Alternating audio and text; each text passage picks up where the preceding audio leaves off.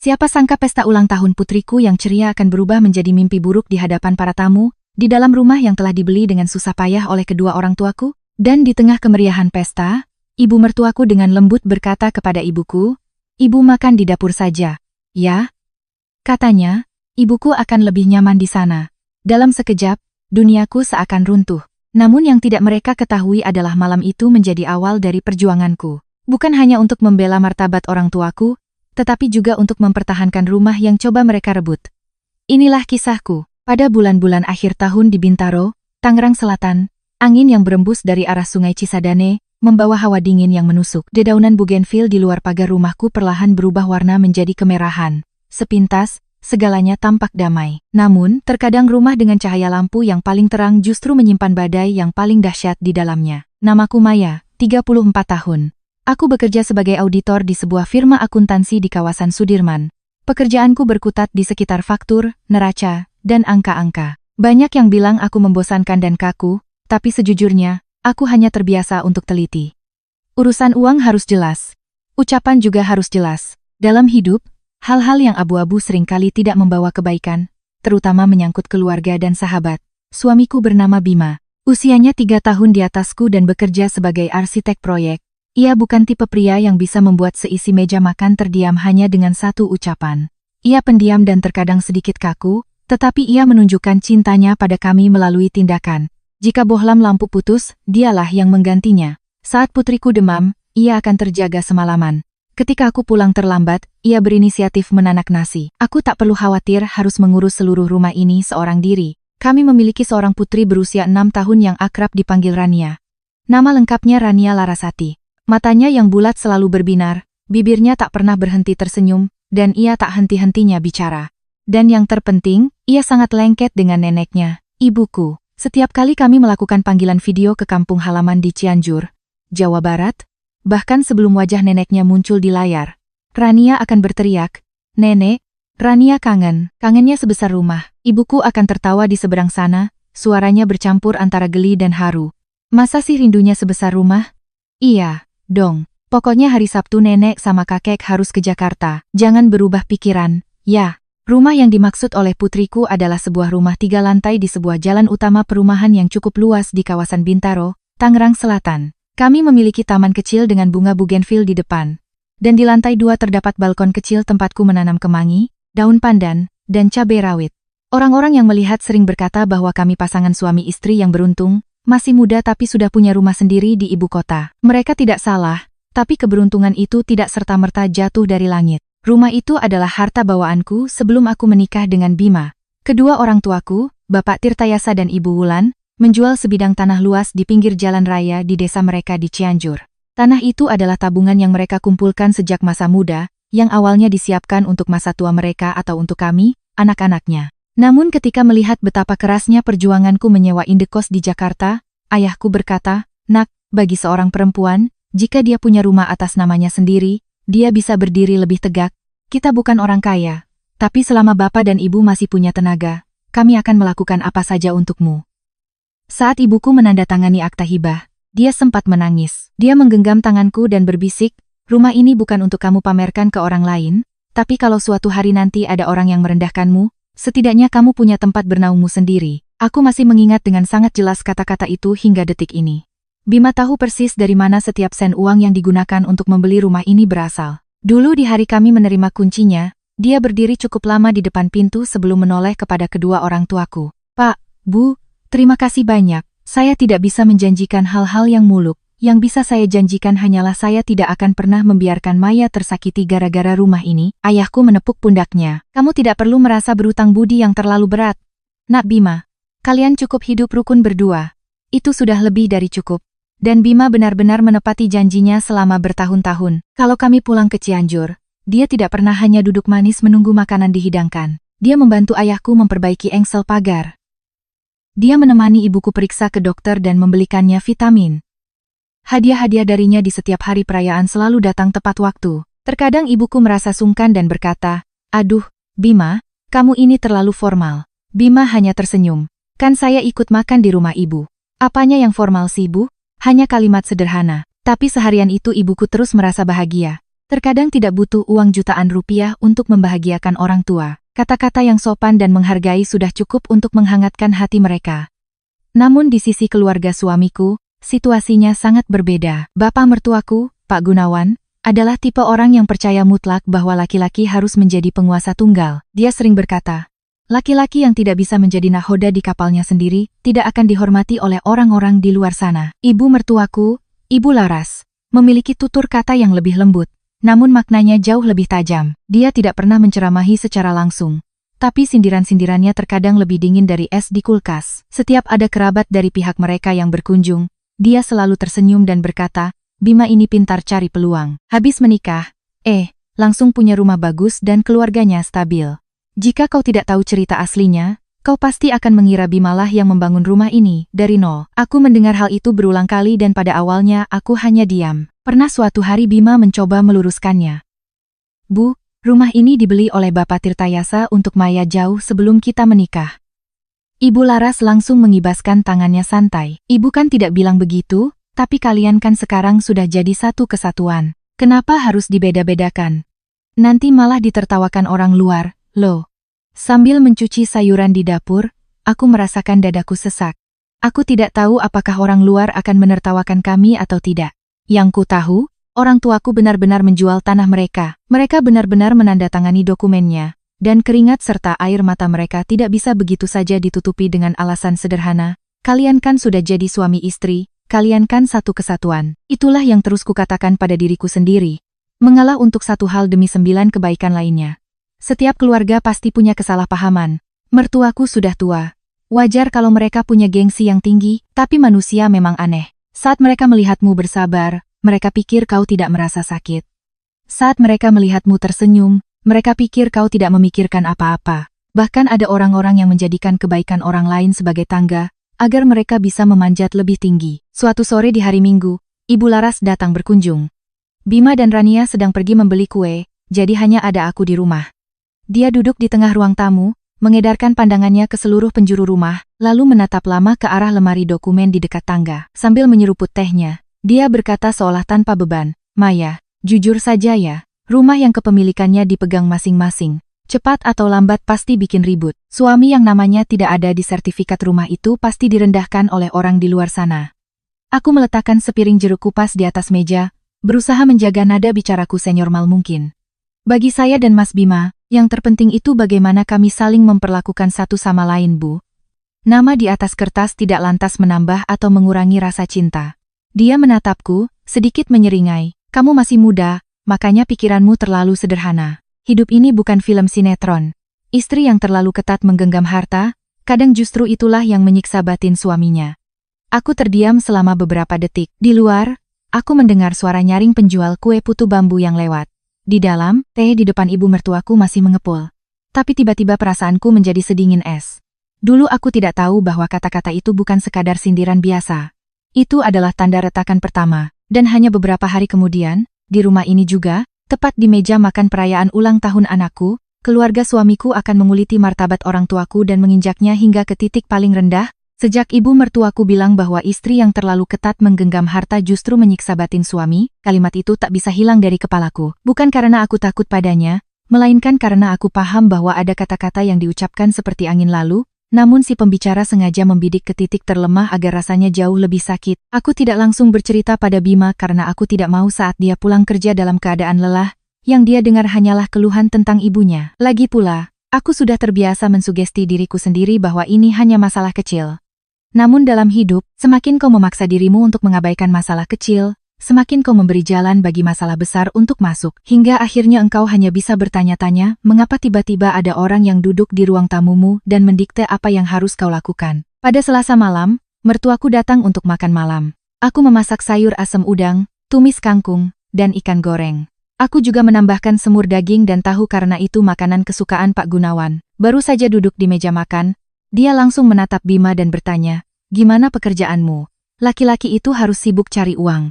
Jangan cuma numpang di rumah istrimu tanpa ada nama kamu di atasnya. Ujung-ujungnya, siapa yang mau mendengarkan kamu? Tanganku yang sedang menyendok kuah sayur terhenti. Bima meletakkan mangkuknya. Suaranya tenang. Pak, saya kan juga masih bekerja dan menafkahi keluarga. Dan soal rumah ini, Semuanya kan sudah jelas dari dulu. Pak Gunawan mendeci. Apanya yang jelas? Kalian itu suami istri, uang kalian ya, uang kalian. Tapi rumahnya cuma punya istrimu. Kalau orang luar tahu, mereka pasti menertawakan keluarga kita. Rania, yang duduk di sebelahku memegang sepotong tahu semur. Dengan wajah bingung bertanya, "Kakek, kenapa orang-orang mau tertawa? Memangnya ada yang lucu ya sama rumah kita?" Tak ada yang menjawab. Anak-anak memang selalu begitu. Mereka punya kemampuan menakutkan untuk melihat hal-hal yang sebenarnya tidak masuk akal. Orang-orang dewasa bisa berputar-putar dengan berbagai alasan, tapi dengan satu pertanyaan polos saja, Rania sukses membuat semua orang terdiam. Ibu Laras buru-buru menaruh lauk ke piring cucunya. "Nggak ada apa-apa, sayang. Kakek cuma lagi ngobrolin rumah." Lalu dia menoleh padaku. Suaranya jauh lebih lembut daripada kuah sayur asem yang sedang mendidih, tapi maknanya sangat menusuk. "Maya, ibu nggak menyalahkan kamu. Kok, orang tuamu sayang sama kamu, makanya ngasih kamu rumah. Itu bagus. Tapi kamu juga harus memikirkan suamimu. Laki-laki itu egonya gampang terluka kalau nggak ada namanya di sertifikat rumah. Istri yang pintar itu tahu bagaimana cara mengangkat derajat suaminya, bukan malah memonopoli semuanya di tangannya sendiri." Aku menatap matanya, berusaha keras menjaga raut wajahku agar terlihat normal. "Iya, Bu. Tapi saya tidak pernah sekalipun menjatuhkan derajat Mas Bima. Soal pengeluaran rumah tangga, pekerjaan rumah, dan tanggung jawab ke kedua belah pihak keluarga, selalu kami bicarakan berdua. Dan mengangkat derajat suami kan bukan berarti harus mengubah nama di sertifikat tanah." Ibu Laras meletakkan sendok garpunya dan tersenyum getir. "Kamu memang pintar bicara, tapi banyak perempuan zaman sekarang yang salah kaprah. Mereka pikir kalau mereka sudah pegang sertifikat tanah, berarti mereka juga sudah mengendalikan suaminya sepenuhnya." Dahi Bima berkerut. "Bu, omongan ibu itu sudah terlalu berat." Ibu Laras menoleh menatap putranya dan tiba-tiba matanya memerah. Orang bilang anak laki-laki itu tiang keluarga, tapi tiang ini berdirinya di bawah atap istri. Apa itu enak didengar? Aku menunduk dan mengambilkan sayur untuk Rania, bukan karena aku tidak mau menjawab. Tapi karena aku tahu jika aku membuka mulut lagi, makan malam ini akan berubah menjadi sidang pengadilan, dan anakku harus duduk menyaksikan orang-orang dewasa menghancurkan kedamaiannya. Aku tidak mau dia mengingat makan malam keluarga yang berbau mesiu perselisihan. Setelah selesai makan, Bima menemani ayahnya keluar ke teras untuk merokok. Saat aku mencuci piring di dapur, aku mendengar suara Ibu Laras dari belakangku. "Maya, perempuan itu dinilai dari strateginya. Kalau sesuatu bisa dilunakkan, lunakkanlah. Kalau terlalu keras, nanti bisa patah." Aku membilas piring terakhir dan menjawab dengan pelan, "Iya, Bu, akan saya ingat. Tapi ada hal-hal yang kalau terlalu dilunakkan, orang akan mengira kita ini tidak punya tulang punggung." Dia terdiam. Aku juga diam. Di antara dua perempuan di satu dapur itu, kadang memang tidak butuh suara keras untuk mendengar adanya benturan keras. Beberapa hari kemudian, adik Bima yang bernama Tania datang berkunjung. Tania berumur 31 tahun, belum menikah, dan memiliki sebuah butik online kecil. Penampilannya selalu terlihat seperti orang yang baru pulang dari acara besar. Baju ketat, rambut ikal yang ditata rapi, kuku dipenuhi perhiasan, tas bermerek yang mencolok, dan parfumnya begitu menyengat sampai sebelum dia masuk pintu pun aku sudah tahu dia datang. "Mbak Maya ada di rumah? Aku bawa kue nih." Tania masuk, meletakkan kotak kue di atas meja, dan langsung memamerkan ponsel barunya. "Bagus nggak Mbak? Baru ganti kemarin nih. Pemilik butik kan harus kelihatan presentabel biar klien pada percaya." "Iya, bagus. Tapi HP kamu yang lama kan masih bagus juga, kan?" Tania cemberut. "Aduh, siapa sih yang masih pakai barang lama zaman sekarang Mbak? Kita tuh harus selalu upgrade diri. Kalau enggak, bisa ketinggalan zaman, nanti disangka kampungan." Kata kampungan yang diucapkan Tania, diam-diam menusuk perasaanku. Bukan karena aku merasa kampungan, tapi karena aku tahu dia sering menggunakan kata itu untuk menyindir keluargaku di desa. Tapi aku mengabaikannya dan menuangkan air minum untuknya. Saat kami sedang mengobrol, ponselnya berdering. Dia melirik layar, raut wajahnya tiba-tiba berubah, dan dia langsung mematikan panggilan itu. Beberapa saat kemudian berdering lagi. Tania memaksakan senyumnya. "Ih, ngeselin banget deh, rewel, udah kayak orang nagih utang aja." Aku mendengar frasa nagih hutang. Sebelum aku sempat mencerna, Tania sudah berdiri dan melangkah keluar ke balkon untuk menjawab telepon. Pintu kaca geser itu tidak tertutup rapat, dan aku samar-samar mendengar percakapannya. "Iya, saya tahu. Akhir minggu ini saya cari caranya. Jangan berani-berani telepon ke rumah lagi, ya." Saat dia kembali ke dalam, wajahnya kembali ceria seolah tak terjadi apa-apa. "Mbak Maya, rumah kalian ini besar banget, ya? 3 lantai, dekat mal besar lagi. Pasti harganya sekarang mahal banget, ya?" Aku menjawabnya dengan tenang. Aku tidak peduli soal harganya. Ini kan rumah cuma buat ditinggali. Tania bersandar di meja, mengedarkan pandangan, matanya berhenti di area tangga sebelum menatap lurus ke ruang tamu. Rumah ini kalau digadaikan, pasti cairnya gede juga, ya. Apa? Pertanyaan itu terdengar seperti candaan biasa. Tapi candaan macam apa kalau matanya sama sekali tidak tersenyum? Aku menatapnya lurus-lurus. Kamu butuh uang buat ngurus sesuatu, Tan? Dia tertegun sejenak, lalu tiba-tiba tertawa keras. Ya ampun, Mbak, aku cuma bercanda.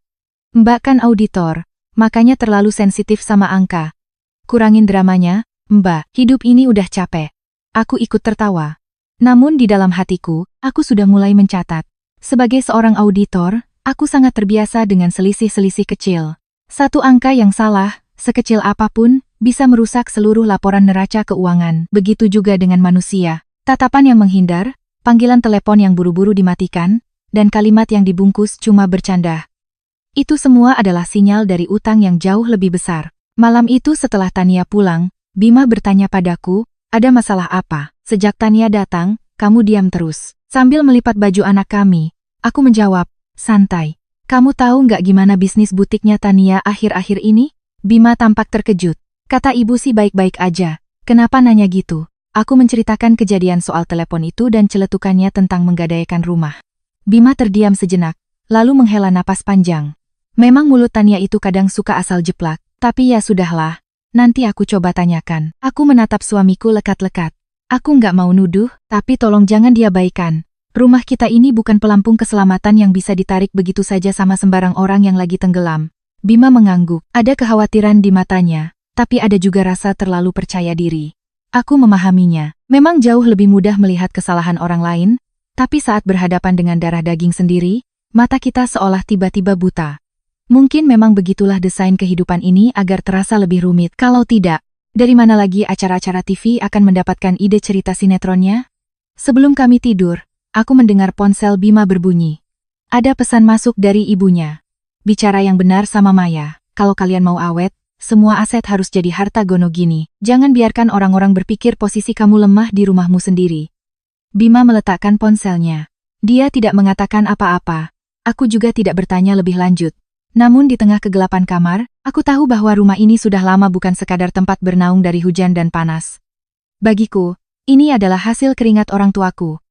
Bagi Bima, ini adalah bentuk utang budi, dan bagi keluarganya, mungkin perlahan-lahan ini mulai dianggap sebagai sesuatu yang jika mereka mendesak cukup keras dan membujuk cukup lama, akan tiba saatnya aku menyerah dan menyerahkan tanda tanganku. Ulang tahun ke-6 Rania jatuh tepat di hari Sabtu. Dia menghitung setiap hari yang lewat di kalender yang tergantung di samping meja belajarnya. Setiap pagi dia mewarnai satu lingkaran lagi dengan krayon merah dan menatapku dengan penuh sukacita. Bunda, 3 hari lagi. Umur Rania nambah 1 tahun lagi kan, Bun? Sambil menyisir rambutnya, aku tersenyum. Dia menggeleng, berpikir dengan sangat serius, lalu menjawab, boleh nggak sih jadi anak setengah baik aja, Bun? Capek lo kalau harus jadi anak yang terlalu baik terus. Aku tertawa mendengarnya. Kadang-kadang anak kecil jauh lebih masuk akal dalam berbicara dibandingkan orang dewasa. Orang dewasa seumur hidup memaksa satu sama lain untuk menjadi baik, menahan diri, dan selalu memaklumi. Saat mereka sudah lelah, mereka akan mengeluh, kenapa tidak ada orang yang bahagia di rumah ini? Aku tidak berencana mengadakan pesta yang megah, hanya kumpul-kumpul dan makan sederhana bersama kakek dan neneknya. Ada Pak Dehendra, kakak dari ayahnya Bima, beberapa om dan tante yang dekat, serta Ibu Ratih, tetangga sebelah rumah kami sekaligus pengurus RT setempat. Aku hanya ingin Rania memiliki hari yang menyenangkan, meniup lilinnya, dan dikelilingi oleh orang-orang yang mencintainya. Itu saja, sebuah keinginan sederhana yang rasanya tak akan mungkin dirusak oleh siapapun. Tapi dalam hidup, selalu ada orang-orang yang punya bakat menyulap hal-hal sepele menjadi panggung drama, bakat alamiah yang tidak butuh kursus pelatihan. Malam harinya, aku memberikan ponselku pada Rania agar dia bisa menghubungi kakek neneknya di kampung. Begitu melihat wajah Ibu Wulan di layar, Rania langsung menjerit girang. Nenek, hari Sabtu nenek sama kakek ke rumah buat ulang tahun Rania. Ya, Rania punya gaun warna pink, ada pitanya, terus kuenya bentuk kucing. Loh, ibuku di seberang telepon tersenyum setulus hati. Wajahnya terlihat agak redup karena lampu kuning di rumah desa kami, namun matanya berbinar terang. Wah, cucu nenek kalau pakai gaun pink pasti Rania jadi anak paling cantik se-Jawa Barat. Ayahku yang duduk di belakangnya berpura-pura pasang muka serius. Terus kakek gimana? Kakek boleh makan kue nggak? Atau cuma nenek doang yang boleh? Rania mendekatkan ponsel ke wajahnya. Kakek juga boleh makan, kok. Tapi kakek harus nyanyi selamat ulang tahun buat Rania, ya. Ayahku tertawa terbahak-bahak, aduh, kalau kakek yang nyanyi, nanti satu RT bisa pada kabur semua. Sambil mendengarkan percakapan mereka, hatiku terasa sangat hangat. Setelah bertahun-tahun merantau dan bekerja jauh dari rumah, terkadang hanya dengan mendengar suara orang tuamu di telepon sudah cukup membuatmu merasa kembali ke masa kecil. Orang bilang, kalau anak perempuan sudah menikah, dia sudah menjadi milik keluarga suaminya. Tapi bagi orang tuamu sendiri, kemanapun kau pergi, kau tetaplah anak perempuan mereka yang membuat mereka tidak tidur semalaman saat kau sedang demam. Anak yang ketika nilainya jatuh, diajak pergi makan bubur ayam kesukaan hanya agar perasaannya sedikit membaik. Setelah selesai berbicara dengan Rania, ibuku meminta bicara berdua denganku. Nak, tamu dari pihak mertuamu nanti banyak nggak? Nanti ibu sama bapak malah bikin malu kamu lagi. Atau mendingan bapak sama ibu datang di hari lain aja. Ya, mendengar suara ibuku yang penuh keraguan itu, rasanya ada yang menyumbat tenggorokanku. Bikin malu gimana sih, Bu? Ini kan ulang tahun cucu ibu sendiri. Berangkat pagi-pagi ya, Bu. Aku masak di rumah. Rania nungguin ibu sama bapak setiap hari, loh. Ibuku masih ragu. Ya, kita ini kan cuma orang kampung, endu. Takutnya nggak ngerti cara membaur. Nanti kamu yang malu di depan besan. Aku menggenggam ponselku erat-erat. Ibu, tolong jangan ngomong gitu. Rumah ini kan ibu sama bapak yang belikan buat aku, yang ngasih aku tempat buat bisa berdiri tegak. Kalau nggak ada kalian, sampai sekarang aku pasti masih pusing mikirin uang sewa kos setiap bulan. Kenapa ibu mesti malu di rumah milik darah daging ibu sendiri? Hening sejenak di seberang sana. Aku mendengar hela napas ibuku yang tertahan, mungkin dia sedang diam-diam menyeka air matanya. Orang tua memang selalu begitu. Menyembunyikan kesedihan, menyembunyikan kebahagiaan, hanya karena tidak mau anak-anaknya merasa khawatir. Seumur hidup mereka menahan diri demi kami, dan bahkan ketika kami sudah dewasa, mereka masih terbiasa untuk terus mengalah. Keesokan harinya, Ibu Laras tiba-tiba datang tanpa pemberitahuan. Saat itu aku sedang membuat daftar belanja bahan masakan untuk acara ulang tahun. Ayam utuh, bihun, bumbu-bumbu, bunga potong untuk hiasan, balon, dan lilin angka 6. Dia melirik kertas daftar belanjaku dan bertanya, buat apa belanja sebanyak ini? Buat ulang tahun Rania, Bu. Bapak sama, Ibu juga mau datang dari Cianjur hari Sabtu besok. Saat mendengar tentang kedatangan orang tuaku, raut wajahnya berubah menegang sekilas. Sangat cepat, sehingga kalau kau tidak memperhatikannya, kau akan mengira kau salah lihat. Oh, mereka mau datang, aku menatapnya. Iya, Bu, ulang tahun cucu mereka. Jadi saya undang buat makan-makan di sini. Ibu Laras menarik sebuah kursi dan duduk. Nada bicaranya terdengar datar. Ya sudah, nggak apa-apa mereka datang. Tapi ibu kasih tahu saja dari sekarang. Ya, jangan biarkan mereka bawa terlalu banyak barang dari kampung. Rumah di kota itu sempit. Nanti kalau berantakan dan bau terasi, ikan asin, sama sayur mayur malah kelihatan kumuh. Aku meletakkan pulpenku. Bu, mereka cuma bawa oleh-oleh sedikit, kok, buat cucunya. Paling sayur segar, telur ayam kampung, kadang bawa dodol atau lepet. Dia tersenyum kecut. Barang-barang dari kampung itu memang berharga buat orang kampung. Tapi tamu-tamu dari pihak keluarga kita kan terbiasa makan enak dan bersih. Takutnya kalau kamu hidangkan yang seperti itu, kita malah yang malu. Aku menatapnya. Kalimat itu diucapkan dengan sangat ringan, tetapi dipenuhi dengan kasta antara mereka yang merasa tinggi dan yang dianggap rendahan. Aku ingin sekali bertanya, tamu-tamu dari pihak ibu adalah tamu terhormat. Lalu orang tuaku ini apa? Cuma kurir paket, tapi aku tidak mengatakan apa-apa. Bukan karena aku takut, melainkan karena Rania sedang mewarnai buku gambarnya di ruang tamu.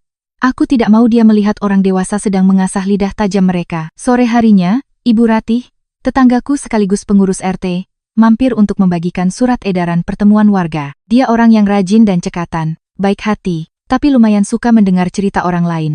Dan di lingkungan perumahan manapun, orang yang suka mendengar cerita bertemu dengan orang yang suka bercerita. Artinya, gosip akan menyebar jauh lebih cepat daripada pengemudi ojek online. Ibu Laras masih duduk manis di ruang tamu. Begitu melihat Ibu Ratih, sikapnya langsung berubah sangat ramah. Silakan masuk, Jeng Ratih. Minum dulu sini. Sebentar lagi kan ulang tahun cucuku, Rania. Wah, rumah ini pasti ramai dan seru. Ibu Ratih tersenyum. Ibu ini beruntung sekali. Masih muda-muda, tapi keluarga Mas Bima dan Mbak Maya sudah punya rumah bagus begini. Anaknya juga pintar dan baik. Ibu Laras melirikku sekilas dan berkata dengan nada setengah bercanda, namun setengah serius, ya, ini juga berkat anak saya Bima yang banting tulang support istrinya, Jeng, kan gak mungkin perempuan sendirian bisa ngurus dan mempertahankan rumah sebesar ini. Ya, kan? Kalau ada sosok laki-laki yang berkuasa di rumah, orang-orang di luar sana pasti lebih segan. Aku yang sedang menuangkan air ke dalam gelas tiba-tiba menghentikan tanganku. Air sedikit tumpah dari pinggiran cangkir. Ujung jariku terasa perih tersiram air panas. Ibu Rati hanya tersenyum canggung untuk menjaga kesopanan. Jelas dia bingung harus menjawab apa. Sementara Ibu Laras tetap terlihat sangat tenang. Seolah apa yang baru saja dia ucapkan adalah sebuah fakta mutlak. Aku meletakkan teko dan mengambil lap untuk mengelap meja. Kami berdua sama-sama bekerja keras untuk keluarga ini, Bu. Semuanya punya peran dan tanggung jawab masing-masing. Ibu Laras menatapku.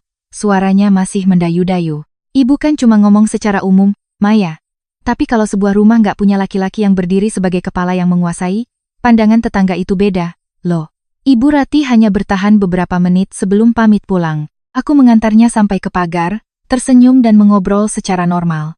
Tapi begitu aku berbalik masuk ke dalam, senyumku lenyap seketika. Ibu Laras sedang berdiri di depan pot bunga bougainville, memetik sehelai daun yang kering.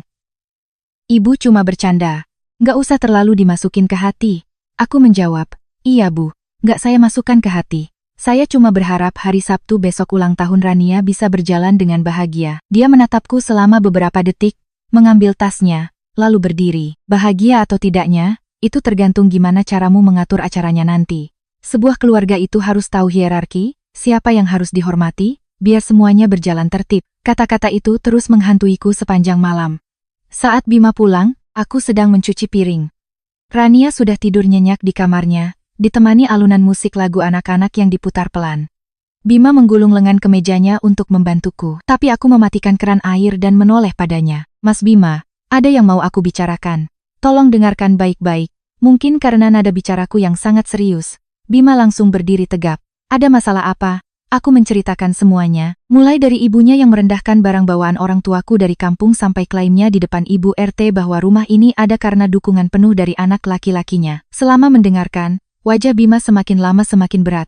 Nanti aku yang bicara sama ibu. Aku menggeleng pelan. Ini bukan cuma sekadar bicara, Mas. Kamu harus paham di mana batas kesabaranku. Dia menatapku. Aku melanjutkan, setiap kata kuucapkan tanpa berteriak, tapi sangat jelas. Aku bisa menahan diri setiap kali ibumu menceramahiku. Aku bisa mengabaikan semua sindirannya karena aku pikir mereka sudah tua dan punya gengsi yang tinggi. Tapi kalau sampai tiba saatnya mereka berani merendahkan orang tuaku di dalam rumah ini sendiri, apalagi di depan anak kita, aku tidak akan tinggal diam lagi. Bima terdiam cukup lama. Di luar balkon, hembusan angin menggoyangkan jemuran baju, menciptakan suara gemerincing. Aku bisa melihat dari matanya, betapa beratnya posisi seorang anak laki-laki yang terjepit di antara orang tuanya sendiri dan istrinya. Namun kali ini, aku tidak mau dia hanya mengambil jalan tengah. Ada saatnya bersikap netral itu adil, tapi ada kalanya bersikap netral itu hanyalah alasan untuk lari dari tanggung jawab. Pada akhirnya, Bima melangkah mendekatiku. Ingat kata-kataku ini. Aku menatapnya. Menunggu, dia berkata dengan pelan, namun penuh tekad. Aku tidak akan pernah membiarkan orang tuamu ditempatkan di posisi yang lebih rendah di rumah kita sendiri.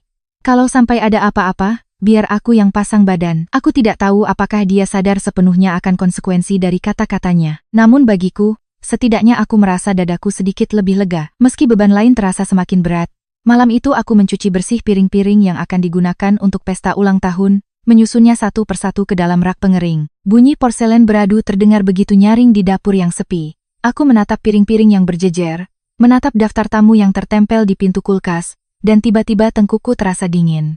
Sebuah kumpul-kumpul keluarga seharusnya diisi dengan makanan yang cukup, kehadiran orang-orang yang disayang, dan gelak tawa. Namun, perasaanku mengatakan bahwa meja makan esok hari tidak hanya akan menyajikan ayam bakar utuh, risoles, dan kue ulang tahun anakku. Meja itu juga akan menyajikan gengsi, pelecehan martabat, dan hal-hal busuk yang selama ini ditutupi erat-erat oleh topeng bertuliskan keluarga. Sabtu pagi, aku terbangun jam 5 pagi, hawa dingin di Jakarta pada musim-musim seperti ini rasanya agak berbeda. Tidak sampai menusuk tulang, tapi cukup membuat tangan kaku jika terkena air di luar ruangan. Baru ada segelintir motor yang lewat, ditemani suara sapu lidi dari petugas kebersihan jalan. Aku memakai jaket dan membawa tas belanja menuju pasar. Sedari pagi buta, aku sudah merencanakan dengan detail setiap masakan dan pekerjaan, berharap hari ulang tahun anakku akan berjalan sempurna. Aku membeli seekor ayam utuh, daun bawang, jamur, bihun, dan bunga potong berwarna kuning untuk dipajang. Aku juga membeli bahan untuk membuat semur tahu dan empal daging serta sayuran segar untuk salad buah. Saat melewati toko roti, aku mengambil kue ulang tahun bentuk kucing yang sudah dipilih oleh Rania. Sambil mengemas kotaknya, ibu penjaga toko tersenyum ramah. Ada hajatan ya, Bu? Aku membalas senyumnya. Iya, Bu, ulang tahun anak saya. Baru 6 tahun sih, tapi senangnya sudah sebulan penuh. Ibu itu tertawa lebar. Wah, namanya juga anak-anak, Bu. Kalau mereka bahagia, satu rumah juga ikutan bahagia. Andai saja semuanya semudah itu. Sayangnya, hati manusia tidak sesederhana adonan kue putu bambu yang kalau sudah dikukus matang pasti langsung terlihat cantik bentuknya. Saat aku pulang, Bima sudah bangun. Dia sedang memompa balon. Balon-balon berwarna merah muda dan putih berserakan di ruang tamu. Rania yang masih mengenakan piyama berdiri tolak pinggang layaknya seorang mandor proyek. Ayah, balon yang itu taruh di tembok sebelah sana. Dong. Kalau ayah salah taruh, nanti poin ayah aku kurangi. Loh, Bima tertawa. Wah, gawat, umur baru 6 tahun aja udah jadi supervisor nih. Rania mengangguk dengan sangat serius. Kan Rania yang ulang tahun. Aku meletakkan barang belanjaan di dapur. Sambil membersihkan ayam, sayup-sayupku dengar perbincangan ayah dan anak itu. Perasaanku jadi jauh lebih ringan. Sesekali Bima berlari ke dapur untuk bertanya. Risolesnya taruh mana? Mau dibantuin ngiris bawang? Enggak? Air rebusan bihunnya udah mendidih belum? Iya. Iya, siap bos. Jawabku sambil tertawa kecil. Di saat-saat seperti inilah, aku bisa melihat dengan jelas betapa berharganya pernikahan kami. Bukan karena punya rumah yang bagus atau karena penilaian orang luar bahwa kami keluarga yang sempurna, tapi karena di tengah tumpukan tagihan dan lelahnya pekerjaan, aku punya seorang suami yang mau turun tangan melakukan pekerjaan rumah tangga tanpa disuruh. Sekitar pukul 10, hampir semuanya sudah siap. Ayam bakar oven sudah mengepul hangat. Risoles berjejer rapi, sementara semur daging dan tahu sudah dihidangkan di mangkuk besar. Aroma mie goreng Jawa yang menggugah selera menyebar ke seluruh penjuru dapur. Aku bahkan sempat membuat es buah kesukaan ibuku, sementara Rania bolak-balik berlari ke kulkas hanya untuk menengok kue kucingnya. Menjelang jam 11.00, aku mendengar suara kendaraan berhenti di luar. Meskipun belum melihatnya, aku tahu itu pasti mereka. Aku mengelap tanganku yang basah dan setengah berlari keluar. Benar saja, ayahku sedang menurunkan sebuah karung goni kecil dari mobil travel, sementara ibuku menenteng tas anyaman besar. Mereka jauh-jauh datang dari Cianjur, dan wangi udara pedesaan seolah masih menempel di pakaian mereka. Ibu, kok bawaannya banyak banget sih? Ibuku tersenyum lebar. Ah, enggak kok nduk.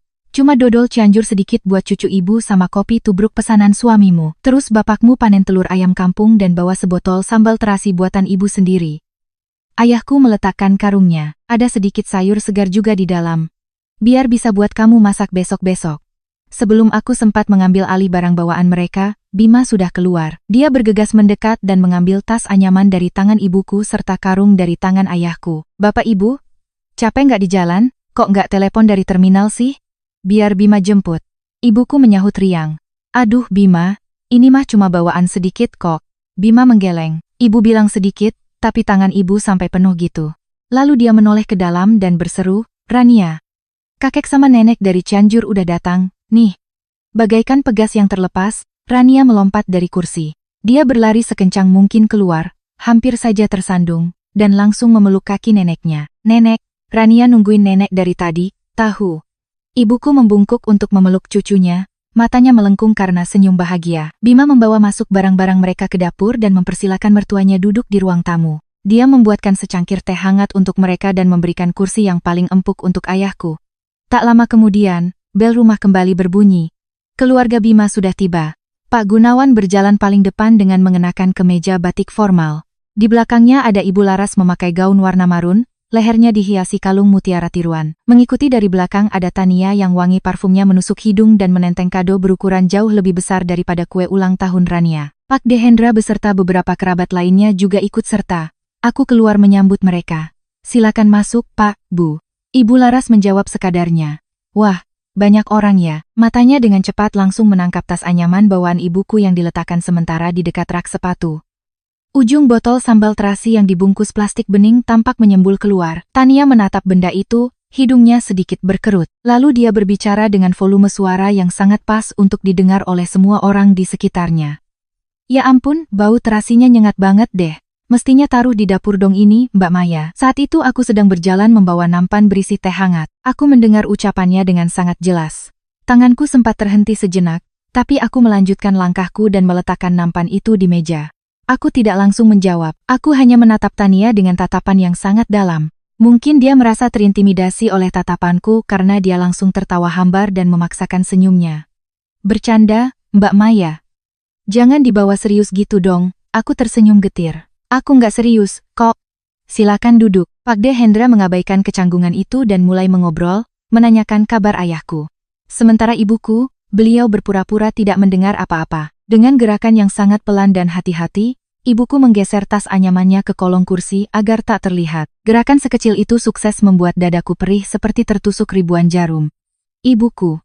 Orang yang seumur hidupnya selalu bersikap baik dan mengalah. Setiap kali ada orang yang menyakitinya, dia yang justru mundur seolah-olah semua itu adalah kesalahannya. Bima yang baru keluar dari dapur menyadari ketegangan aneh di ruangan itu dan langsung menatapku. Aku menggelengkan kepala samar, memberinya isyarat untuk membiarkannya saja. Ini hari ulang tahun anakku, aku tidak mau memulai pertengkaran apapun. Ibu Laras duduk di sofa persis di tengah ruangan dan kembali menyapu pandangannya ke seluruh sudut. Aku sangat hafal dengan tatapan itu. Itu bukanlah tatapan seorang tamu, melainkan tatapan seseorang yang sedang mengukur siapa yang pantas duduk di mana, siapa yang kastanya lebih tinggi, dan siapa yang harus diposisikan di tempat yang tepat menurut standarnya. Dia melirik ke arah meja makan panjang lalu melirik ke arah dapur. Tampaknya sebuah rencana sudah tersusun rapi di kepalanya. Aku yang saat itu berdiri di ambang pintu dapur tiba-tiba merasa sekujur tubuhku merinding dingin. Meskipun suasana di sekitarku masih riuh dan penuh obrolan basa-basi, aku tahu bahwa pesta ulang tahun anakku ini mulai melenceng jauh dari yang kuharapkan. Saat waktu makan tiba, aku berusaha keras memastikan semuanya terlihat rapi dan pantas. Meja makan besar di ruang makan ditarik agar ukurannya lebih luas. Taplak meja putih bersih digelar, dan piring-piring serta sendok garpu ditata apik. Aku meletakkan piring besar berisi ayam bakar di tengah-tengah, dikelilingi oleh piring-piring risoles, semur daging, mie goreng, dan sayur-sayuran. Kue bentuk kucing diletakkan secara khusus di atas meja bundar kecil di pojokan. Rania berlarian ke sana kemari, senyum tak pernah lepas dari wajahnya. Dalam hati aku berkata, apapun yang dipikirkan atau direncanakan oleh para orang dewasa ini, aku akan memastikan hari ini tetap damai demi anakku. Bima keluar dari dapur dan berseru ramah, ayo, Pak, Bu, Pak Dehendra, Om, Tante semua, silakan duduk. Makanannya sudah siap. Aku baru saja hendak mengajak kedua orang tuaku untuk duduk di kursi yang letaknya dekat dengan posisi Rania, persis seperti yang dipesankan oleh putriku sejak pagi. Namun sebelum aku sempat menarik kursinya, Ibu Laras tiba-tiba bangkit berdiri. Dia merapikan lipatan gaunnya, lalu berjalan mendekati ibuku. Senyum ramah masih menempel di wajahnya, tetapi nada suaranya terdengar sangat tipis dan merendahkan. Ibu Wulan, Bapak, kalian berdua makannya di dapur saja, ya, pasti lebih nyaman di sana. Kalau di meja depan sini rasanya agak sempit. Terus tamu-tamu kami ini kan kebetulan orang tua semua, repot nanti. Begitu kalimat itu meluncur dari mulutnya, ruangan yang tadinya penuh suara obrolan mendadak hening seketika. Aku masih berdiri mematung di pinggir meja. Tanganku sedang memegang piring berisi risoles, dan aku bisa merasakan darah mendidih naik ke leherku. Ibuku mendongak. Senyum bahagia di wajah ibuku lenyap tanpa bekas. Beliau menatap Ibu Laras, lalu menatapku, dan tanpa sadar menggenggam kedua tangannya sendiri dengan sangat erat. Ayahku yang tadinya hendak meraih cangkir teh, gerakannya terhenti mengambang di udara. Beliau tidak mengatakan apa-apa, hanya menunduk dalam, menatap kosong ke arah meja kayu. Di tengah keheningan itu, aku bisa mendengar suara detak jantungku sendiri bergemuruh keras. Ibu Laras melanjutkan bicaranya seolah-olah tawarannya itu adalah hal yang paling logis di dunia ini. Lagi pula, dapur Maya kan bersih sekali, sekalian dekat sama panci makanannya. Kita ini kan keluarga, jadi nggak usah pakai formal-formalan segala. Terus ibu sama bapak kan orang daerah, pasti lebih terbiasa gaya makan orang kampung yang sederhana dan lesehan, kan? Di dapur pasti lebih lega buat kalian. Pak Gunawan menimpali dari ujung meja yang lain. Iya, betul. Ini kan lagi ada acara sama tamu. Kita harus tahu cara mengatur tempat duduk biar enak dilihat. Orang dari kampung itu kan sifatnya sederhana, nggak perlu banyak gaya atau dandan macam-macam. Yang penting semuanya senang. Aku nyaris tertawa. Tertawa karena saking marahnya. Mereka mendorong paksa kedua orang tuaku untuk menyingkir ke dapur, lalu dengan entengnya bilang, yang penting semuanya senang. Mulut manusia ternyata memang sangat mengerikan. Jauh lebih lentur dari karet gelang, ditarik dan diputar ke arah manapun agar mereka sendirilah yang terlihat keluar sebagai pemenangnya. Dengan cepat, ibuku mengibaskan tangannya, berbisik pelan dengan suara parau, "Oh iya, nggak apa-apa, kok, Nanduk. Di mana saja ibu sama bapak mah bisa duduk." Satu kalimat dari ibuku itu rasanya seperti memeras jantungku hingga hancur. Ibuku memang selalu begitu. Dialah yang disakiti, tapi dia jugalah yang sibuk khawatir kalau situasinya membuat orang lain merasa tersinggung. Seumur hidupnya, dia terus mengalah. Mulai dari mengalah memberikan potongan lauk terbaik sampai mengalah kursi di bus umum. Dan sekarang, di dalam rumah anak kandungnya sendiri, dia memutuskan untuk mengalah lagi. Ayahku meletakkan cangkir tehnya secara perlahan. "Bu," hanya satu kata yang keluar dari mulutnya sebelum ia kembali bungkam. Aku tahu ayahku sedang menahan amarah yang luar biasa. Dia adalah tipe pria yang irit bicara. Dan ketika orang yang irit bicara mendadak bungkam, marahnya sangatlah menakutkan. Tapi beliau tidak mau menghancurkan hari ulang tahun cucu kesayangannya. Ayahku menyayangiku. Beliau menyayangi Rania, sehingga beliau menelan bulat-bulat semua rasa sakit hati itu. Tania, yang sedang bersandar di dekat pintu dapur, melipat kedua tangannya di dada dan menyeringai, "Mbak Maya, jangan terlalu lebay dipikirin. Mamiku ini kan cuma ngatur posisi biar convenient dan nyaman buat semuanya. Tamu kita hari ini kan banyak, Mbak. Gak usah semua hal kecil dibesar-besarin jadi drama." Aku menoleh, menatap tajam ke arahnya. "Dibesar-besarkan?" Tania mengangkat bahu santai. "Ya iyalah. Ini kan acaranya anak kecil, yang penting perayaannya bahagia. Orang tua mau makan di mana aja ya rasanya sama aja, kan?" Rania, yang sedari tadi memeluk boneka kucing kesayangannya, melangkah maju dan menarik-narik ujung bajuku. "Bunda, memangnya nenek nggak boleh makan kue bareng Rania di sini, ya?" Aku membungkuk menatap wajah polos anakku. Rasanya seperti ada bongkahan batu tajam yang menyumbat kerongkonganku. Ibu Laras dengan cepat mengambil alih. Suaranya terdengar manis luar biasa, bagai seseorang yang sedang merayu binatang peliharaan. "Nenek makan di dapur biar lebih enak, sayang. Terus nanti kan nenek juga bisa sekalian bantuin bundamu beres-beres dan cuci piring." Rania mengerjapkan matanya, kebingungan tergambar jelas di wajah mungilnya. "Tapi kan ini hari ulang tahun Rania, Oma. Kenapa nenek harus bantuin cuci piring? Kenapa Oma Laras nggak bantuin cuci piring juga?" Sebuah pertanyaan kecil, teramat polos, tak berdosa. Tapi sukses terasa bak sember air es batu yang diguyurkan ke seluruh ruangan. Pak Dehendra yang tadinya asyik memegang cangkir teh langsung mematung kaku. Dua orang tante dari pihak mertuaku saling berpandangan canggung. Ibu Ratih, tetangga kami itu, mendadak menunduk, sibuk mencari-cari sesuatu di dalam tasnya, berpura-pura tidak mendengar apapun. Sayangnya, telinga manusia tidak memiliki tombol off. Senyum di wajah Ibu Laras langsung mengeras seketika. Dia memaksakan seulas senyum kaku. "Kamu masih kecil, sayang. Belum ngerti omongan orang-orang dewasa." Rania mulai merengek. "Rania ngerti, kok. Pokoknya Rania mau makan ditemenin sama nenek di sini."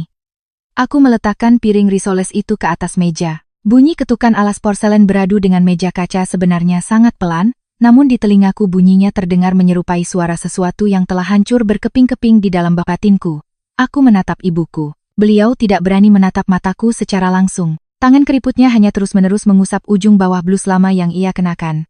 Blus itu, ku dengar semalam ia repot-repot menyetrikannya sampai licin demi terlihat pantas di acara ulang tahun cucunya. Ayahku tetap duduk mematung. Tangan kasarnya yang kapalan bertumpu di atas kedua lututnya. Tangan-tangan itulah yang membajak tanah sawah, yang membangun kandang ayam. Dan tangan yang sama jugalah yang menandatangani akta jual beli tanah miliknya, agar putrinya ini bisa memiliki rumah yang layak di Jakarta. Ingatanku melayang ke hari ketika mereka menjual tanah itu. Ibuku berdiri di luar pagar, menatap lama pada petak tanah kosong tersebut. Ayahku saat itu berkata, "Bapak nggak tega lihat hidup anak perempuan Bapak susah terus, Bu." Dan sekarang, hari ini, di dalam rumah yang dibeli dari tanah itu sendiri, ada orang asing yang menyuruh mereka pergi menyingkir dan makan di dapur. Aku menarik napas panjang, menahan sekuat tenaga agar suaraku tidak bergetar. "Ibu." Baru satu kata yang keluar dari mulutku, Ibu Laras sudah menoleh. Matanya menatapku dengan kilat peringatan yang sangat jelas. "Maya, kamu ini nyonya rumah. Harusnya kamu yang paling ngerti gimana cara menata tempat. Jangan sampai tamu-tamu malah mikir rumah ini nggak punya aturan dan sopan santun sama yang lebih tua." Aku membalas tatapan matanya, dan untuk pertama kalinya selama kami saling mengenal, aku bisa melihat wujud asli dari apa yang ia sebut dengan aturan. Ini bukanlah soal rasa hormat, ini adalah anak tangga yang sengaja ia buat. Menendang orang lain ke bawah semata-mata agar ia bisa merasa dirinya berdiri jauh lebih tinggi. Pak Gunawan mengetuk-netuk meja kayu dengan jari telunjuknya. Perempuan di rumah itu harus bersikap luas. Cuma soal pindah kursi aja dibesar-besarin sampai panjang. Malah ngerusak kebahagiaan anak. Aku menggigit bibir bawahku dengan keras. Merusak kebahagiaan. Kebahagiaan siapa yang ia maksud? Kebahagiaan mereka yang duduk dengan angkuh di meja ini? Atau kebahagiaan orang-orang yang didorong ke dapur layaknya pembantu, tapi masih harus dipaksa tersenyum seolah tidak terjadi apa-apa agar hari ini tak hancur berantakan? Ibuku perlahan bangkit berdiri, suaranya bergetar hebat. Sudahlah, Maya, biarin aja. Nduk, ibu sama bapak nggak apa-apa kok, makan di dapur. Kan yang penting cucu ibu ulang tahun, jangan diperpanjang lagi ribut-ributnya. Aku melangkah maju dan menggenggam erat tangan ibuku. Rasa dingin yang menjalar dari telapak tangannya seolah mengubah seluruh amarahku. Kemarahan ini tak lagi meledak-ledak dan berisik, melainkan membeku, berubah wujud menjadi ketajaman yang mematikan. Enggak, Bu. Ibu sama bapak duduk di sini. Semua orang terdiam. Tania berdecak kesal. Mbak Maya, lebay banget sih, sumpah. Aku memutar kepalaku, menatapnya, dan berkata dengan amat sangat pelan, aku belum melakukan apa-apa, Tania. Dan tepat di detik itu juga, Bima meletakkan cangkir tehnya kembali ke atas meja dengan gerakan sangat kasar. Bunyi benturan keras yang memekakkan telinga itu memotong semua sisa kata-kata yang belum sempat terucap di ruangan tersebut. Bima bangkit berdiri. Ekspresi wajahnya terlihat sangat berbeda. Ia tidak berteriak penuh kemarahan, namun kilau di matanya sekeras baja. Di titik itulah aku tahu, janjinya kepadaku di dapur malam itu tidak akan hanya berhenti sebatas kata-kata manis belaka. Seusai berdiri, Bima tidak langsung berbicara. Ia berjalan tegap mengitari meja menuju tempat ayah dan ibuku berada, lalu menarik dua kursi tepat di sebelah tempat duduknya sendiri. Suara gesekan kaki kursi kayu di lantai terdengar, sangat mengerikan di tengah kesunyian ruangan yang dibanjiri ketegangan. Bapak, Ibu, silakan duduk di sini. Di sebelah saya. Suaranya tidak membentak, namun begitu bulat dan tegas. Itu bukanlah suara seseorang yang berbicara sekadar untuk cepat-cepat menyudahi keributan, melainkan suara seorang pria yang telah berpikir matang-matang sebelum mengambil keputusan. Wajah ibu mertuaku langsung memerah menahan amarah. Bima, apa-apaan kamu ini? Bima menoleh, menatap ibunya dengan ekspresi yang sangat tenang. Saya mempersilakan mertua saya duduk di meja makan, Bu. Saya tidak melakukan hal yang aneh-aneh. Nada suara ibu laras meninggi, senyum palsunya telah sirna sepenuhnya. Ibu kan sudah bilang dari tadi, mereka di dapur saja biar lebih santai. Tamu di depan ini banyak, Bima. Ibu atur begini kan demi alasan praktis. Bima menatap mata ibunya. Kemudian pandangannya menyapu seisi meja makan sebelum akhirnya berhenti menatapku sejenak. Aku mengerti arti tatapannya. Ia sedang mengingatkan kembali akan janjinya padaku. Dia tak akan lari lagi. Praktis untuk siapa, Bu? Pertanyaan tajam itu menampar Ibu Laras secara telak. Mungkin beliau sama sekali tidak menyangka bahwa anak kebanggaannya akan menelanjanginya secara langsung di depan begitu banyak pasang mata.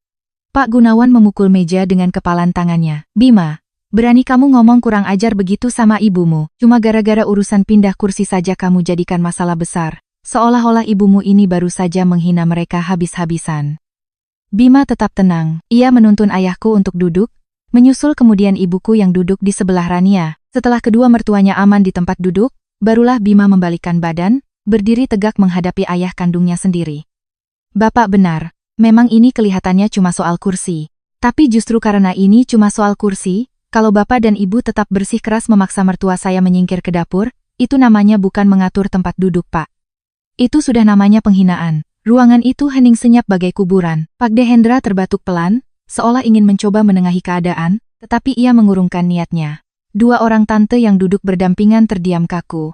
Tak ada satu orang pun yang berani menyentuh makanan di meja. Ibu Rati, si tetangga, pura-pura memandangi layar ponselnya yang sebenarnya dalam keadaan mati, berpura-pura sedang membaca berita yang amat sangat penting. Ibu Laras tersenyum getir, wajahnya pucat.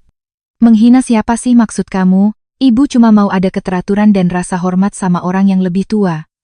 Kita ini kan keluarga, duduk makan di mana aja mestinya nggak masalah, dong. Bima langsung memotong ucapannya. Kalau kita memang menganggap diri kita ini keluarga, Bu, maka tidak ada satupun alasan pembenar untuk membuang mereka agar makan sendirian di dapur. Bima menunjuk ke arah kedua orang tuaku.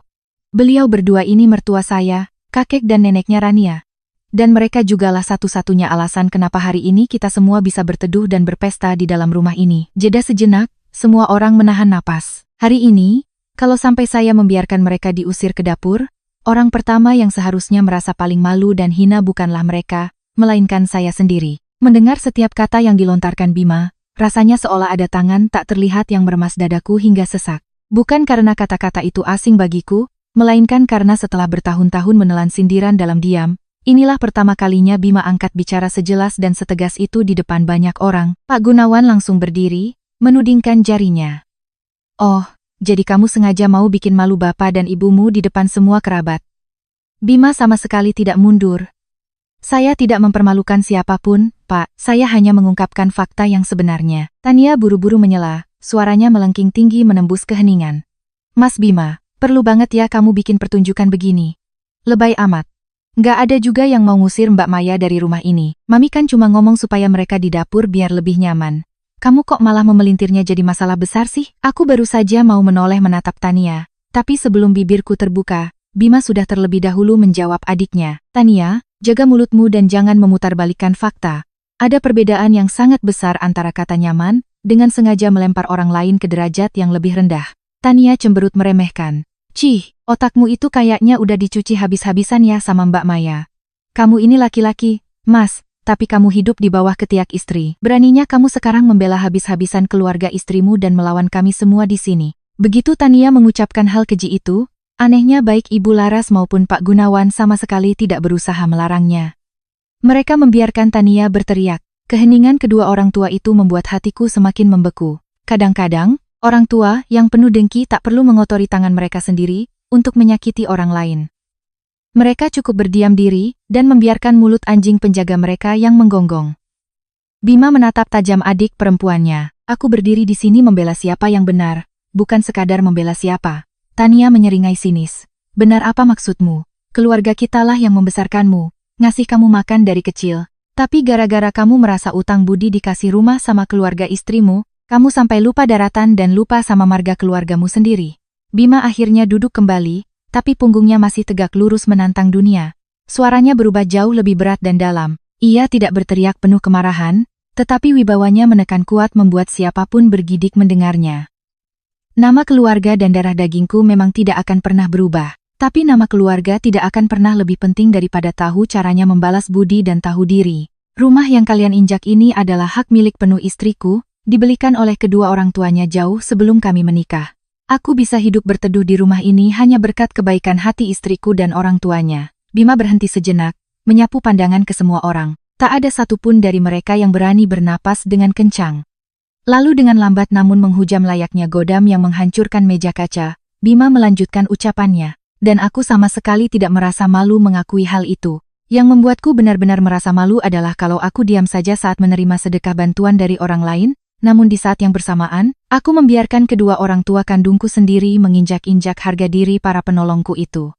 Aku menatap wajah ayahku, rahangnya mengeras, raut wajahnya semakin kaku. Aku beralih melihat ibuku. Beliau dengan cepat menundukkan kepala, tapi aku sempat melihat jemari tuanya mengusap sudut mata. Ibuku tidak terisak keras. Ibuku tidak terbiasa membuat keributan yang menarik simpati. Dia hanya menangis dalam diam dan menelan semuanya sendirian. Di tengah kekacauan orang dewasa itu, Rania duduk menjepit dirinya di antara kakek dan neneknya. Mata bulatnya menatap heran satu persatu wajah di ruangan itu. Anak sekecil itu belum mengerti seluruh kalimat rumit yang terucap, tapi instingnya bisa merasakan ada bahaya dan permusuhan yang pekat. Rania memeluk lengan neneknya erat-erat dan berbisik ketakutan, "Nenek, nenek tetap duduk di sini aja ya, temenin Rania." Pada akhirnya, Pak Dehendra terpaksa buka suara memecah kecanggungan parah tersebut. Sudah, pelan-pelan sedikit bicaranya, namun ucapannya langsung terhenti di situ juga, karena jelas ia tak punya pijakan untuk membela siapapun, mengingat Bima sudah menelanjangi semua fakta pahit ke atas meja. Setelah insiden ledakan itu, meskipun acara makan-makan terpaksa dilanjutkan, tak ada satupun orang yang bisa menelan makanan mereka dengan nyaman. Kue ulang tahun tetap dipotong. Lilin angka 6 tetap ditiup oleh Rania, diiringi paduan suara nyanyian selamat ulang tahun. Namun aku sangat sadar bahwa para orang dewasa yang ada di situ hanya menyanyi menggunakan otot mulut mereka, sama sekali bukan dari dasar hati mereka. Menjelang sore hari, tamu-tamu kerabat pun pulang satu persatu. Rombongan terakhir yang melangkah keluar dari pagar adalah keluarga kandung Bima. Sepeninggal mereka, suasana rumah mendadak berubah menjadi sangat sunyi dan hampa. Balon-balon masih tergantung riang di dinding. Sisa kue ulang tahun sudah masuk ke dalam kulkas. Potongan kertas kado berserakan di atas lantai. Pesta ulang tahun yang seharusnya diisi dengan kehangatan dan canda tawa justru menyisakan perasaan porak-poranda seperti baru saja disapu bersih oleh angin puting beliung. Malam semakin larut. Setelah menidurkan Rania, aku melangkah sendirian ke dapur untuk mencuci tumpukan piring kotor. Air dari keran terasa membekukan jari-jariku. Tak lama, Bima melangkah masuk tanpa bersuara. Ia menggulung lengan ke mejanya dan merebut spons cuci piring dari tanganku. Biar aku saja, aku tidak menolak. Kami berdua berdiri berdampingan di dapur kecil itu. Hanya suara kucuran air dan denting piring basah yang mengisi ruang. Beberapa menit kemudian, aku tak tahan lagi dan bertanya padanya, "Mas, kamu takut ibumu akan membencimu gara-gara kejadian tadi?" Bima terdiam sangat lama sebelum akhirnya menjawab dengan suara pelan, "Iya, aku takut. Bagaimanapun, aku ini anak mereka. Tapi aku jauh lebih takut kalau suatu saat nanti kamu menatapku, dan di dalam hatimu kamu berpikir bahwa aku ini tidak lagi pantas menjadi suamimu." Tangan yang tadinya mengusap piring itu terhenti mengambang. Bima melanjutkan ucapannya. "Dulu aku selalu berpikir, hal-hal kecil seperti sindiran itu lebih baik dibiarkan berlalu ditiup angin biar keluarga tetap rukun dan damai. Tapi hari ini aku sadar, kalau tadi aku memilih untuk diam dan netral, maka kedamaian palsu itu sebenarnya kubeli dengan cara melacurkan kebaikan hatimu dan mengorbankan martabat orang tuamu." Aku menoleh, memandang lurus ke arahnya, tepi matanya memerah. Bukan merah karena menangis, melainkan merah karena menanggung kelelahan batin dan penyesalan yang dalam. Untuk pertama kalinya dalam pernikahan kami, aku melihatnya secara utuh melangkah keluar dari bayang-bayang sikap netralnya. Aku berbisik pelan, "Mas Bima, aku tidak pernah menuntut suami yang sempurna turun dari langit. Yang aku butuhkan hanyalah, ketika sudah sangat jelas mana pihak yang benar dan mana yang salah bertindak kurang ajar, tolong jangan pernah tinggalkan aku bertarung sendirian." Dia mengangguk, aku menundukkan kepalaku dan mulai membilas sisa piring terakhir. Air dari keran memang masih terasa dingin, namun anehnya hatiku tak lagi sedingin sore tadi. Karena aku tahu, pria yang berdiri mendampingiku membangun kehidupan di rumah ini adalah pria yang tak akan pernah berbalik arah dan meninggalkanku di medan perang. Keesokan harinya, aku mendapat kabar yang mengejutkan.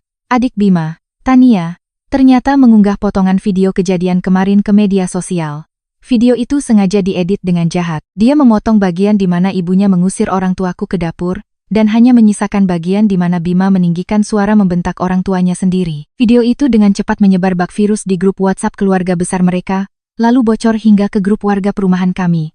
Tiba-tiba, kami berdualah yang dicap sebagai anak durhaka dan menantu yang jahat. Aku dan Bima tidak sudi tinggal diam. Kami langsung mendatangi polsek setempat. Kami membawa serta rekaman video utuh durasi penuh dari CCTV ruang tamu kami, tangkapan layar unggahan fitnah Tania, dan satu hal lagi, salinan dokumen sertifikat palsu yang ternyata diam-diam sempat dibawa oleh Tania ke rumah kami. Dengan bantuan sepupuku yang bekerja sebagai asisten bantuan hukum, kami membeberkan semuanya secara rinci kepada pihak kepolisian. Setiap detail kejadian mulai dari awal pesta ulang tahun, pencemaran nama baik di medsos, hingga rekaman CCTV, yang menunjukkan seorang pria berwajah preman mencurigakan debt collector yang sempat berdiri mondar-mandir mengawasi rumah kami beberapa waktu lalu, semuanya tercatat resmi dalam laporan. Polisi akhirnya memanggil semua pihak yang terlibat untuk melakukan mediasi di kantor polisi. Duduk berhadapan di depan penyidik, Tania yang tadinya angkuh tak bisa berkutik sedikit pun. Dia terpaksa mengakui bahwa dialah yang sengaja memotong video itu demi menggiring opini. Sementara Ibu Laras dan Pak Gunawan hanya bisa duduk membisu. Suara sombong dan berkuasa yang biasa mereka lontarkan di rumahku lenyap tak bersisa saat berada di dalam kantor penegak hukum. Pihak kepolisian memerintahkan Tania untuk segera men-take down video tersebut dari seluruh akunnya, mewajibkannya mengunggah video permintaan maaf terbuka di grup WhatsApp keluarga, dan memberinya peringatan keras terkait indikasi penggunaan dokumen palsu serta mendatangkan penagih utang, mencurigakan ke sekitar area tempat tinggal kami. Dalam pertemuan mediasi keluarga terakhir yang dipimpin oleh Pak Dehendra, Bima meletakkan 3 syarat mutlak yang tak bisa diganggu-gugat. Pertama, Tania harus bertanggung jawab penuh atas semua kerusakan reputasi akibat ulahnya di media sosial. Kedua orang tuanya harus datang dan meminta maaf secara tulus di hadapan Bapak Tirtayasa dan Ibu Wulan. Dan ketiga, jangan pernah ada lagi satu orang pun dari keluarga mereka yang berani menyinggung soal penggabungan harta, apalagi mencoba mengincar sertifikat rumah ini. Utang Tania adalah murni tanggung jawab pribadinya sendiri yang harus ia bereskan tanpa melibatkan aset keluarga kami. Di tengah ketegangan yang belum sepenuhnya mencair di ruang mediasi itu, putri kecilku, Rania, yang sedari tadi duduk tenang, tiba-tiba berjalan mendekat. Dia menatap wajah Ibu Laras yang sedang tertunduk, dan dengan suara kanak-kanaknya yang polos, ia bertanya, "Oma Laras, apa Oma benci sama Nenek Wulan? Cuma gara-gara nenek miskin dan orang kampung, ya?" Satu pertanyaan tanpa dosa dari seorang anak kecil melesat bagai anak panah yang menembus tepat ke jantung akar permasalahan semuanya. Seketika itu juga, Ibu Laras menangis terseduh-seduh dan akhirnya mengakui bahwa ia telah melakukan kesalahan besar karena dibutakan oleh kesombongan. Tak lama kemudian, semua tabir yang menutupi keluarga itu terbongkar habis. Fakta memalukan terungkap. Tania rupanya terjerat utang hingga ratusan juta rupiah akibat kebangkrutan bisnis butik online-nya yang selalu ia bangga-banggakan. Itulah alasan sebenarnya mengapa selama ini mereka sangat putus asa mencari cara untuk membujuk kami mengganti nama sertifikat rumah, semata-mata agar rumah itu bisa mereka gadaikan ke bank untuk melunasi utang Tania. Meski hatinya sempat hancur oleh perlakuan mereka, Bima pada akhirnya memutuskan untuk tetap membantu adiknya keluar dari jerat utang. Namun dengan cara menjual sepeda motor sport kesayangannya dan menguras habis sisa tabungan pribadinya sendiri, ia menegaskan sekali lagi di hadapan mereka, tak ada satu sen pun nilai dari rumah kami yang boleh disentuh untuk menutupi hal tersebut. Pada akhirnya, kebenaran terungkap. Hubungan kedua keluarga memang telah retak dan tidak akan pernah kembali seperti semula. Namun, rasa hormat dan martabat yang sempat terenggut, kini telah kembali pulih. Pelajaran dari kisah ini adalah jangan pernah mengorbankan harga diri hanya untuk membeli kedamaian yang semu. Keluarga sejati adalah mereka yang saling menopang di kala sulit, bukan yang saling menjatuhkan atau memanfaatkan kelemahan. Kaya atau miskin bukanlah tolok ukur martabat. Seseorang yang tahu berterima kasih dan menghargai orang lain, meski tinggal di gubuk reot di tepi sawah, jauh lebih mulia. Sebaliknya, seseorang yang tak tahu membalas budi dan tidak tahu diri, meski tidur di atas ranjang emas di dalam istana, tetaplah hina di mata sesama. Jika Anda merasa kisah ini bermakna, luangkan waktu untuk menekan tombol suka. Jika Anda memiliki komentar atau masukan untuk saluran kami, silakan tinggalkan pesan di kolom di bawah ini. Terima kasih banyak telah meluangkan waktu untuk mendengarkan. Semoga Anda senantiasa dilimpahi kesehatan, rezeki, dan kedamaian batin. Ini adalah kisah nyata dari sebuah keluarga. Ya,